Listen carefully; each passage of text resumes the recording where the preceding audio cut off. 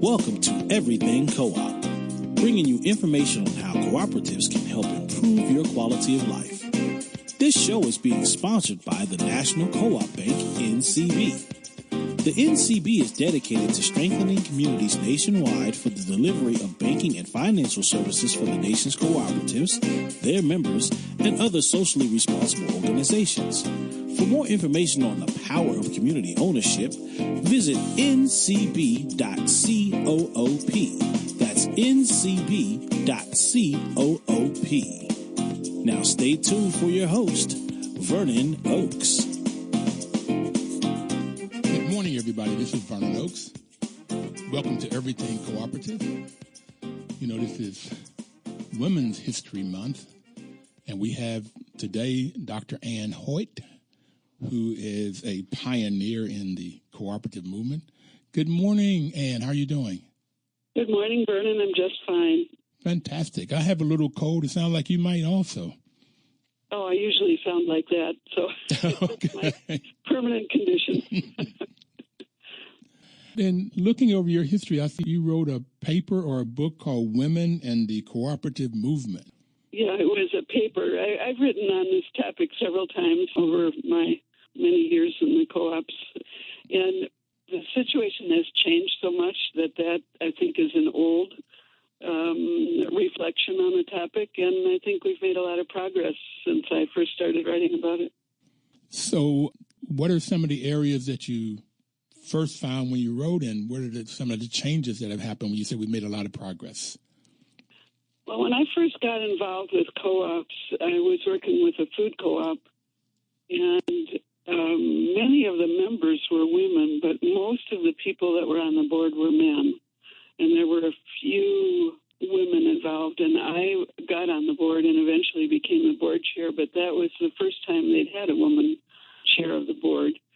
And I think that in the early days when I was working with co-ops, I often was the only woman in the room.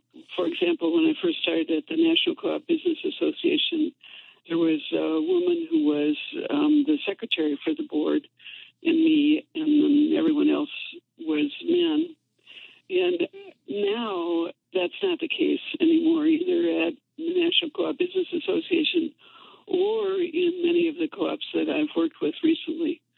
There's a much higher percentage of women on the boards, and particularly the consumer co-ops, the ones that focus on credit unions, food, housing, domestic services, childcare, all of those services that are typically women's issues. There are many more women on the boards and many more women managers of those organizations, too. So early on, you had women as members, and you had men as the leaders or in the governance on the board of directors. Right, exactly. And there was an assumption then, I think, that men are supposed to be the leaders, and women, not to minimize it, were considered to be the worker bees, but the men were going to lead. And interestingly, in the international, there's been a lot of focus on women's roles in the international cooperative movement, and that assumption that men should take leadership roles is still very strong in a number of the developing countries where co-ops are being started and run. So this is this is probably an issue from the beginning of time, that men are supposed to lead and women are supposed to follow and do the work. In matriarchal societies, that wouldn't be the case. But since we're very much male-dominated society, I think that's the case for a long time, at least. But there have been women, that have been very dominant in history. Many of the queens, obviously the queens of England, or the women in Western Europe, and many matrilineal societies in other parts of the world.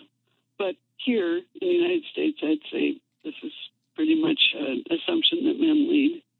Although we're getting over that, don't you think? Yes. And probably for some really good reasons that we need to get over it, because it seems like, well, let me jump out real quickly, that women cooperate somehow better than men do. and seem like women have a nurturing leadership. It's almost like a natural role from my 70 years on this planet of experience. What's your view on that? Well, I was getting ready for talking to you today and found a study of the value of gender-balanced leadership in corporations. And this was an academic study. And the results were fascinating. They find that when there are at least about 30% women on boards of directors or in management, that provides a really strong competitive advantage for a business. And they found that these gender-balanced corporations had an 84% advantage for return on sales, a 60% advantage for return on invested capital, and a 46% advantage on return on equity. So you have to wonder, what is it that women bring to those leadership roles that creates a competitive advantage, apparently, for any business? Wow. Isn't that interesting? A 60% advantage on return on investment? Yeah, on ROI. And I think, just off the top of my head, that women are much more concerned with business from a consumer's point of view. They are consumers. They're the primary consumers in the society. And I think they may be more in touch with the customers of businesses and what their needs are, and focus more on trying to meet those needs than other kinds of things. So that's just my guess at why that is. But I thought it was quite interesting. I think it's extremely interesting, and it fits my hypothesis, although perhaps for a different reasoning, that women make extremely good leaders. That's the hypothesis I made. But if you get a 60% advantage on a return on investment, and when I did my MBA, return on investment was the only variable that seemed to have made sense on all the analysis, whether you go left or go right, was depending on how good was the return on investment. So I think in at least when I was in class, if somebody had said you can get a better return on investment if you have women leaders, it would have been a real good reason to get more women in the classroom and in leadership positions. Yeah. Now, what's the 84% advantage on return on sales? 84% was what they found on return on sales. So they were getting better returns on sales and better returns on invested capital. So, unfortunately, I can't give you the reasons for that other than my conjectures and yours. But I find it fascinating, the roles that women have taken and the impact that being in leadership roles and being in cooperatives has had on women, both here in the United States and overseas. Research shows that there are distinct benefits for developing countries to promoting cooperatives and women in cooperatives, because it creates social and economic well-being for those women and for their families. And that, in turn, can be shown to increase the well-being of a community. So the tendency now for international development programs appears to be to have a strong focus on getting women into, at least in cooperative development, women into cooperatives and giving them the tools that they need to function well in an economy. That is exciting. Yeah, it's very exciting. And what happens to women is fascinating. One of the things that is true often of women is that they're economically isolated. They may, for example, be extremely wonderful craftspeople, but they don't have a way to market the things that they make. And if they join in a co-op, they get the power of other people, so that they develop a significant amount of production and they get access to markets so that they can generate new income for their families from the skills that they have. Another thing that has happened here for domestic workers here in the United States, is that people work independently or have often worked independently, either providing home cleaning services or home care services for the elderly and disabled. And I'd say in the last 20 years or so, people have started organizing those domestic workers into co-ops. And because they're a group of people providing services, they've been able to raise their average wage because they're negotiating from a business standpoint and not an individual standpoint. They've been able to improve the quality of the jobs that they are doing. And they've also had a number of interactions that give them an advantage in improving their economic status. One of my students did a survey or a study of a home care co-op here in Wisconsin. And our theory was that when women are in cooperatives, they are able to have access to networks of businesses and professionals through their co-op that they wouldn't have had access to as individuals. And that access gives them the connections that they need to get better wages, negotiate better contracts to provide care from the county government. They would go to conferences and get increased training, in this case doing home care. And they expanded their own leadership skills by being the owners of this business and being on a board of directors. Really remarkable. It's amazing how to not only get financial wealth, but also social wealth. And that's part of what you were talking about, how you just through knowledge, through learning, through contacts, through networking. Right, exactly. And it builds, the whole point of our paper was that cooperatives create social capital as well as financial capital, just like you said. In the book, Cities Building Wealth, the Democracy Collaborative out of University of Maryland wrote, and it said that they highlighted Christina, who is a Mexican-American who went from $7 an hour to $20 an hour. Mm-hmm. 3 times by them forming a co-op, and she does cleaning, house cleaning. So she's a single parent, and what she ended up doing was working less hours, making more money, and having more time for her children. So the whole community works. So we're going to take our first break. This is fantastic, exciting information. And we had a lady on last week from Pittsburgh, Lakeisha Wolf. I want to talk to you about her a little bit and some of the things I learned about what they're doing in Pittsburgh. But we'll be right back, everybody. Please don't touch the dial. We have Dr. Ann Hoyt on the line with us this morning. And we have a lot more exciting information for you.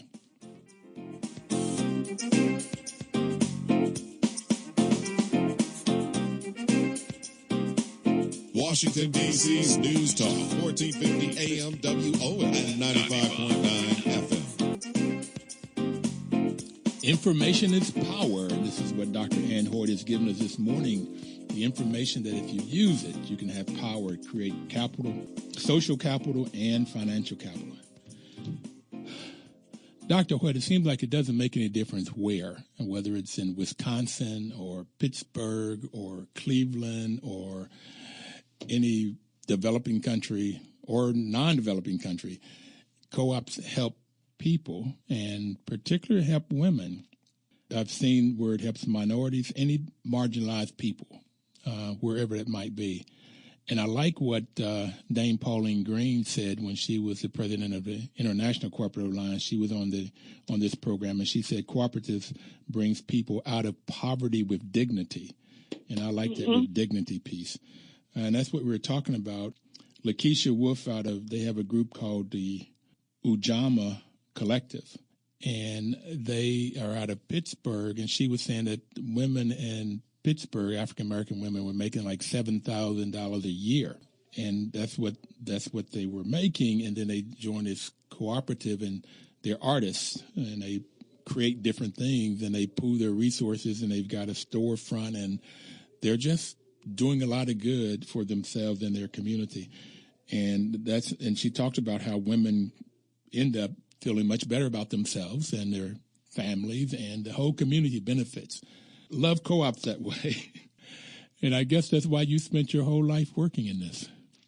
Well, I actually got involved in co-ops because I was concerned about economic justice.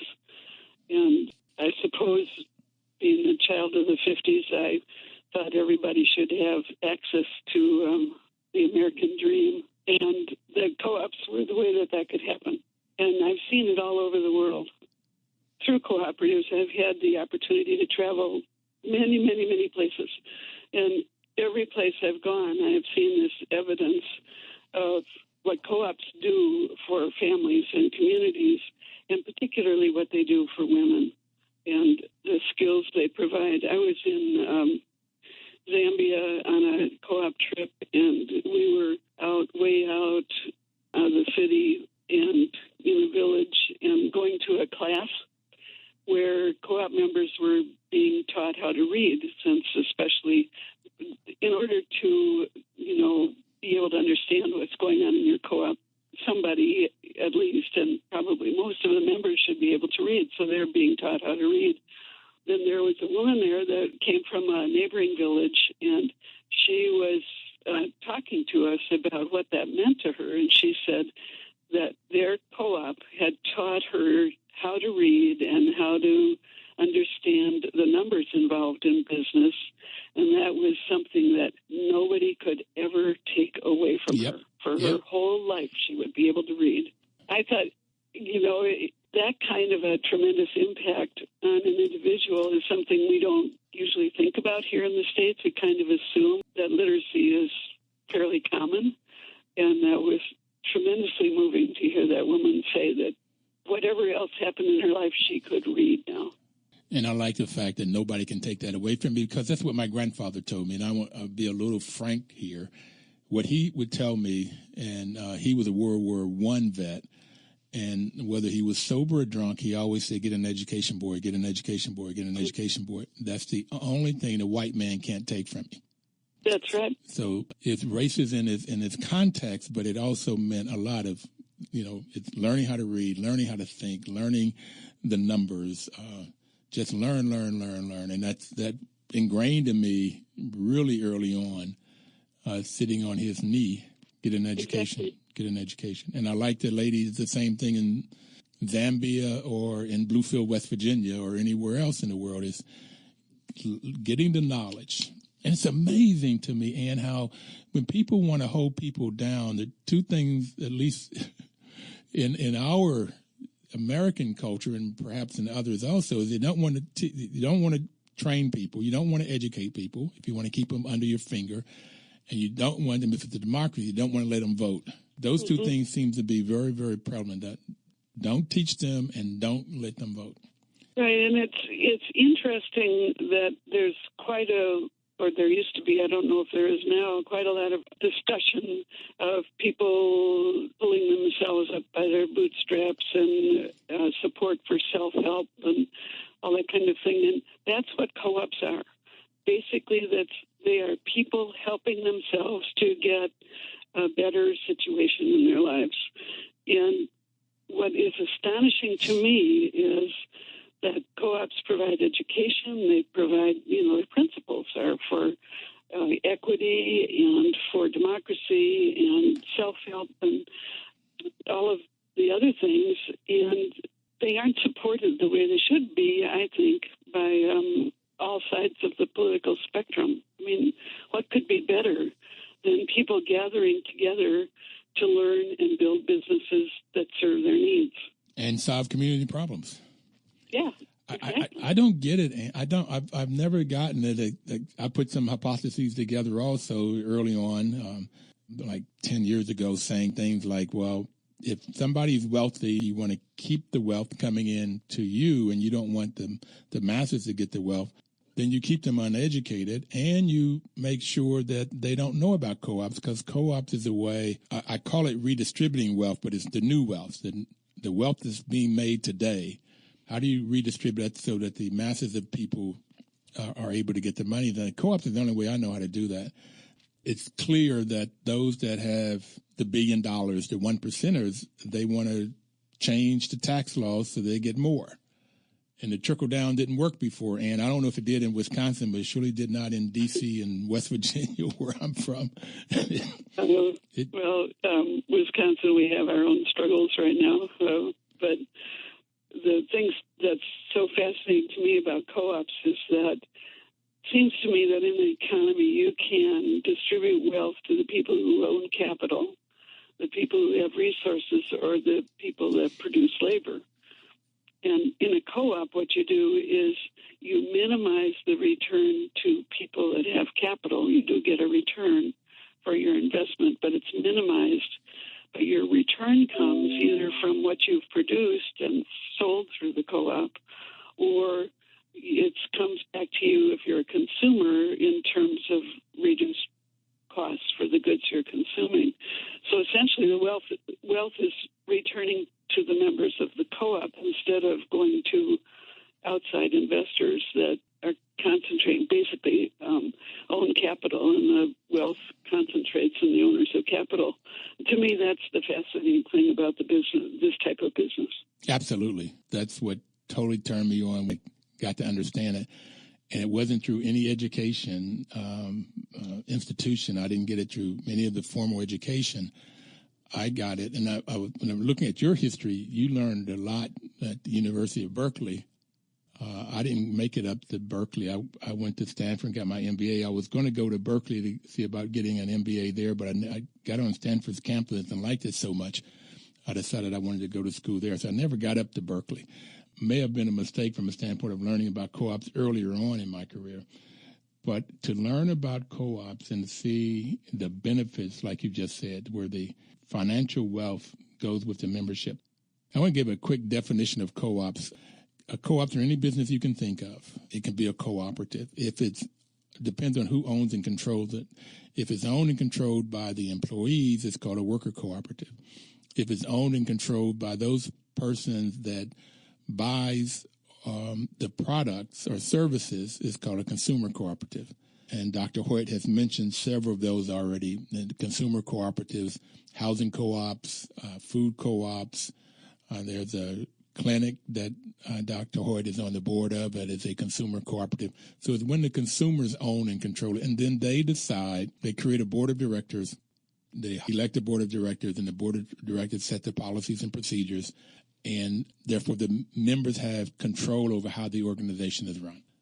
There's two other types of co-ops. One is on the producing cooperative and a marketing cooperative, purchasing cooperative rather than a marketing cooperative. And you see farmers and artists on both of these, a lot of those, and you can see other ones where people come together and they purchase things. There's a co-op here, Dr. Hoyt called it a Consumer Purchasing Alliance, and it started with churches and charter schools, where it turned out that churches particularly were paying way, way too much for services. And so they come together and just trash collection, they've saved lots and lots of money. And on the other end, it's a marketing, and that's artists who do that. They'll come together and they'll sell their goods, and farmers do the same thing. So those are the different forms of co-ops, and we would really encourage you to look up co-ops, buy from them, and also look at starting your own. Dr. Hoyt, we got to take our second break, and then we'll be back to talk more about women in cooperatives and the different benefits of being a cooperative member, getting good products and services, and able to make a profit while you're doing it. We'll be right back.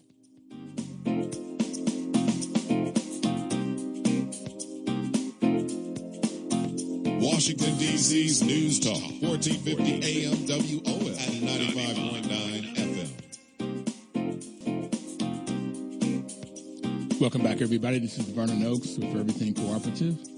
The National Cooperative Bank is sponsoring this program. NCB's mission is to help cooperatives grow by supporting and being an advocate for America's cooperatives and their members, placing special emphasis on serving the needs of communities that are economically challenged. They have a tremendous mission and do a really, really great job, so we're glad for them to support this radio program. And Dr. Ann Hoyt is our guest today. And you used to be on the board of NCB? Yes, I was. Okay. A long time ago. In the early days, very early days.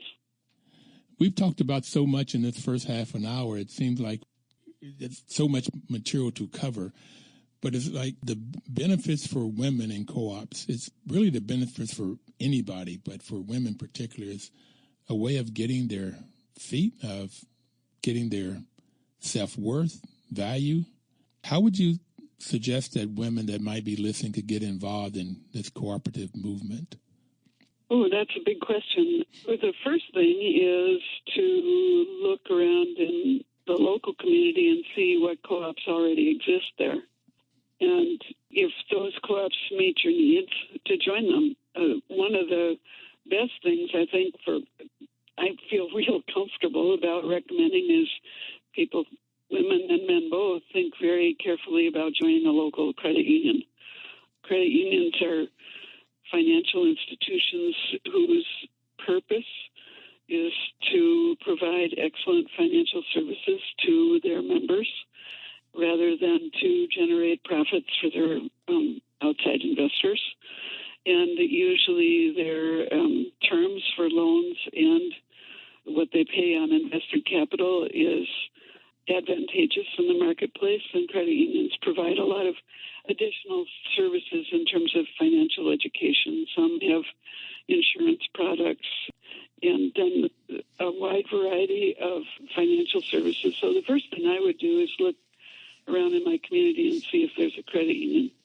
The second thing, in many communities, there are food co-ops, and they may or may not meet your particular needs for what kind of food you're interested in purchasing. But many of the food co-ops are an excellent source of natural and organic foods, alternative kinds of foods. Lots of wonderful nutrition education is provided by those co-ops. So that's another kind of co-op that, is fairly easy to get involved with. The other thing is to just look up in the phone book under cooperatives. Well, you don't do that anymore. Look on the web and look for cooperatives that are listed in your community and see what's available. I first got involved with co-ops through a class I was taking at the University of California, and I needed to have a project as part of the work for the class, and I found this food co-op that was looking for a volunteer, and so I just volunteered in the co-op. In those days, we called them pre-order co-ops. It was a very, very large food buying club. But the point is that you can read about co-ops, too. There's a tremendous amount of resources on the web about cooperatives, what they are, where they are, what kinds of services they provide. And if there's a community need that you recognize, I was involved when our son was first born. We couldn't find any real good options for childcare, and we had been in a group of parents, getting ready to have their first kid, and those parents organized a babysitting co-op, and we would trade off babysitting and just accumulated hours, so no cash traded hands, which was good because most of us didn't have much. And that was just a group of us that realized we had the same need and organized a system to meet that need. That's how a lot of the food co-ops started, too. Then there are resources in most states, cooperative development organizations that help groups of people start co-ops. So there's a number of different ways, but first and most important, you have to have a group of people that share the same need, and there's a reason to organize a business to try to provide that. It's interesting that you said the first thing is to go see what's in your neighborhood. And here around the D.C. area, there are several food co-ops. There's one in Silver Springs Co-op. There's the Greenbelt Food Co-op. There's a food co-op I just learned about a month ago called Glut, G-L-U-T, and going out Rhode Island Avenue. Then there's all types of credit unions here. Yes. And you can find a credit union, join a credit union, but don't do like I first did. I joined a credit union because it just seemed like a good financial institution, that particularly to buy a car. The prices were a lot cheaper when I first joined. I didn't even know it was a co-op when I first joined a credit union. But get involved. Right. Get on a committee. Learn about it. And maybe even run for the board of directors. Exactly. I think one of the things about running for a board seat is having been involved in committees or volunteering in programs that the co-op sponsors, or seeing, how as a member you can be involved. so that you know about the organization. One of the challenges, I think, right now in credit unions, the large ones, is that they have become such large businesses that it takes a while to develop the knowledge of the business in order to be considered to be a director. Right. So volunteering is a wonderful way to get started. And I just went on Google and Googled cooperative, and there's a Tacoma Park Cooperative Nursery School that showed up. I know there's a nursery school in Greenbelt. There's also one downtown D.C. in the southwest section, a nursery school. I visited them once. But it's interesting how parents come together, and in most cases perhaps don't have a lot of money, but money and time are two major commodities that are scarce for parents. And they come together and work out ways of getting lower price nursery schools, and a lot of times very, very good products really take care of the kids. Any other ideas for people that might be listening how to get involved? There's several co-op resource organizations, or, for example, there's an organization called the Food Cooperative Initiative, which was specifically designed to help people start food co-ops. And they're on the web. Their offices, they work all over the country, but their offices, main office, I think, is in Minnesota. But they're a good source for food co-ops. Then there's the National Association of Housing Cooperatives that has information about where there are housing co-ops and what a housing co-op is, and how you might be able to join a co-op and then have a unit in that housing co-op. There, I think that's NAHC. I think they're located in the greater D.C. area. The Credit Union National Association is the major trade association for credit unions. And then there's I get the acronyms wrong for these groups, but the Federation of Community Development Credit Unions also is a good source of information for credit unions. And then there's a worker co-op organization. I think that's easy to find on the web if you Google just worker cooperatives. I think that's the U.S. Federation of Worker Cooperatives. Yes, that's it. Good. Thank you. Yeah. So once you look at associations or groups that are interested in co-op development, you'll find somebody for practically every kind of co-op you can think about. But also in different regions, I know at the University of California at Davis, they have a co-op center. Center. And we have one in Wisconsin called University of Wisconsin Center for Cooperatives. There's several co-op development agencies and foundations, too. If you Google cooperative foundations, those often have information for development of new co-ops or lists of existing co-ops. And then, of course, the National Co-op Business Association, NCBA-CLUSA, CLUSA, has a master list of cooperatives all over the country. I believe that's on the web. So there's lots of sources of information. The important thing is to be clear about what need that you have that you think might be met by a cooperative, and then if there isn't a co-op near you, to see if other people in your community have that need, and then look to some of these organizations to help you figure out how to start one. Another good source, actually, is cooperative extensions in all of the states. Extension Service often has cooperative experts, and that's actually how I was first hired at the University of Wisconsin, was to be a consumer cooperative expert. What's a cooperative extension? That's a new term for me.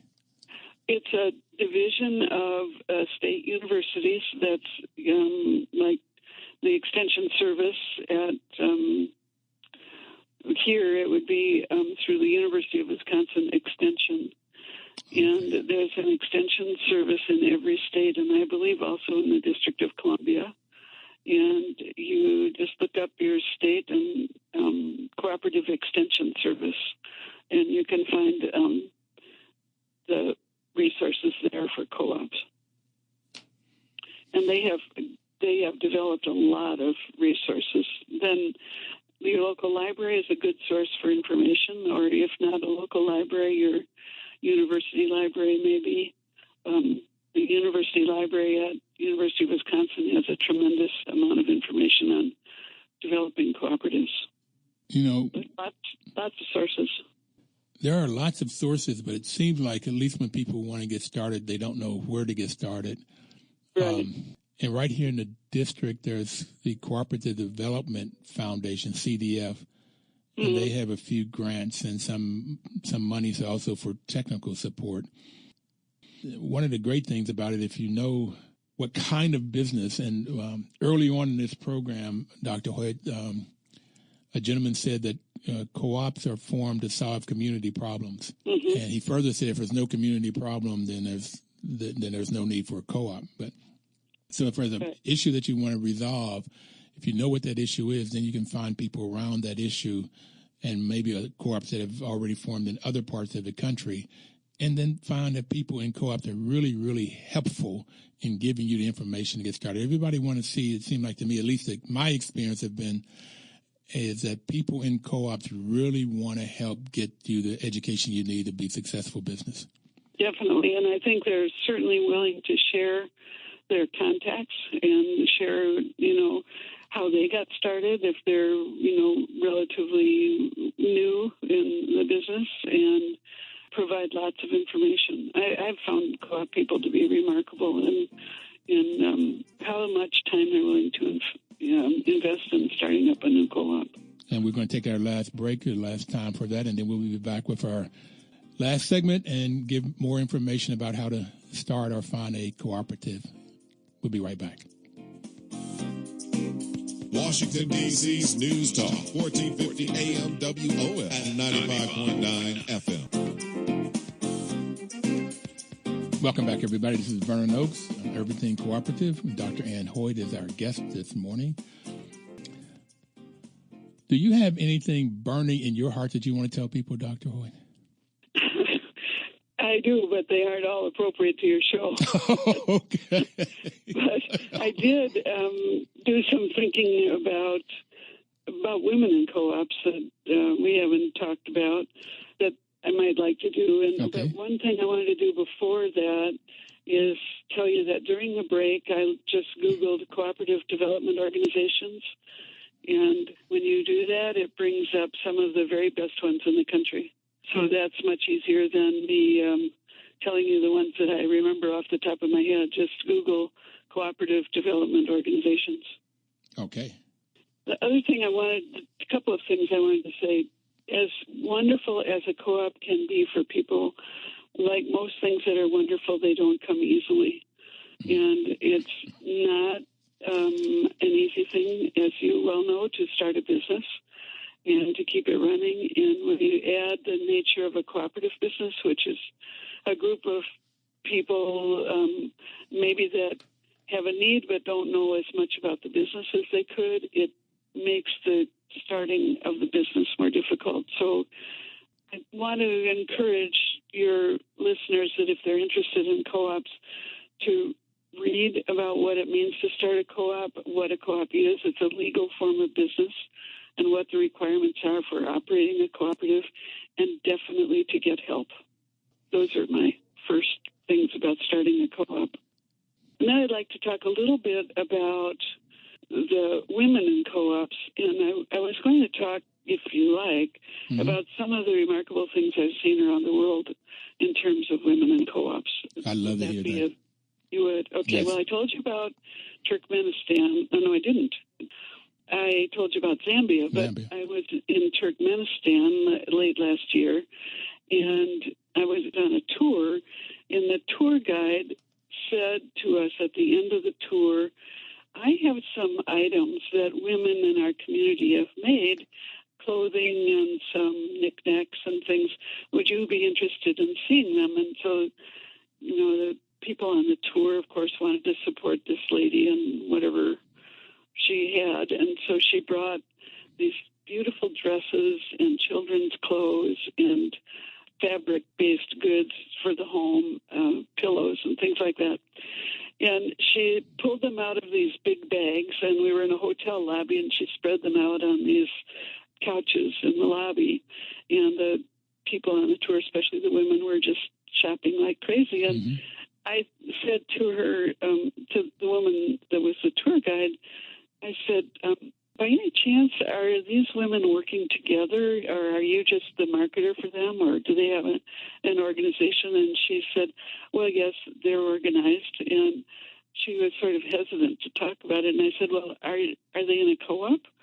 And she said, well, yes, they are, and told me that she and a Peace Corps volunteer had started this co-op in the 90s.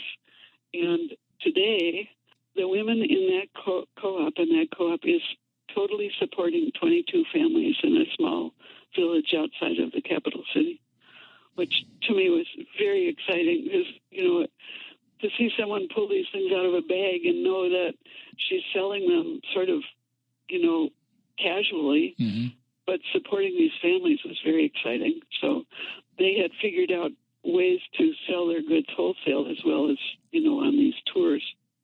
So that was one of my good experience about women and what they can do with their crafts. Another story is from South Africa. That was a National Co-op Business Association trip, and we had been invited to have coffee with some Afrikaans women. So they primarily were of Dutch heritage, who had started a cafe and a bakery. And we scheduled our meeting, and we arrived, and they told us that since we were coming, they had invited women from a craft co-op to come and meet us as well. And these women were from Soweto, which, is a very low-income area in Johannesburg, a slum, basically. And these women had wonderful crafts, and the Dutch women had invited the women from Soweto to come and meet the women from the United States. And the Dutch women, while we were there watching them, negotiated with the Soweto women to display their crafts on the walls all around their bakery. And that happened after the two groups of women sat down and started conversations about their children and especially their grandchildren. And here's these two cultural groups that had almost no interaction with each other, talking about things that were common interests among women. And that developed enough trust, and they had known something about each other before, but it developed enough trust that the Dutch women were willing to make an agreement to sell the crafts for them in their store, which to me was a real testimony to the power of the idea of cooperating that opens up people to discussing other things that they have in common. And did they know anything about your background in co-ops? My background, they just knew I was from a co-op organization in the United States. No, okay. I was just watching this. I mean, it was fascinating. Just fascinating. And I've had the opportunity to watch things like that before. Another time, I had already mentioned being in Zambia. The National Co-op Business Association is an international development organization and had a project in Zambia. And the villagers where this project was operating was quite a big project and had a tremendous impact on the community.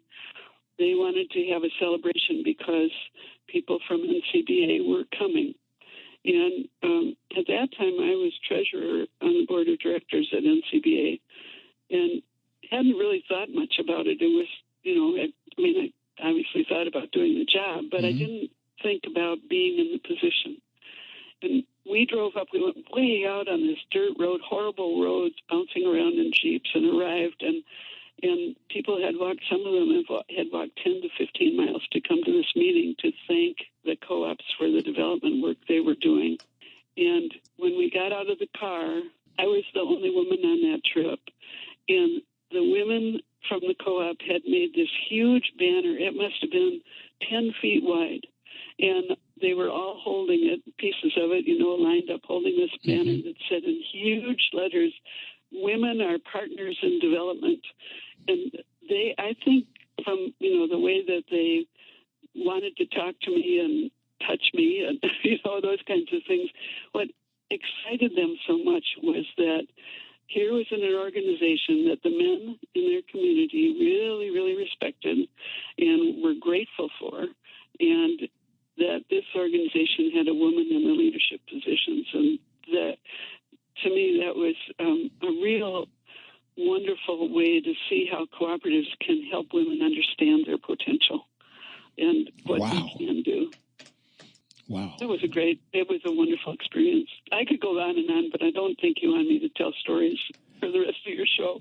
Well, we only have a couple more minutes, so I think it's a great way to end the show to talk about how co-ops have helped women and can help women in the development and of themselves, their family, the community, the world. I have one more to tell you if you want to hear it. All right, we've got about a minute and a half to do it. Okay. Now, we were in Banda Aceh, and you may remember Banda Aceh. It's in Sumatra. It was the city or region that was totally destroyed by a huge tsunami several years ago. Okay. And in this town, there was almost nothing left, and there were a few houses standing.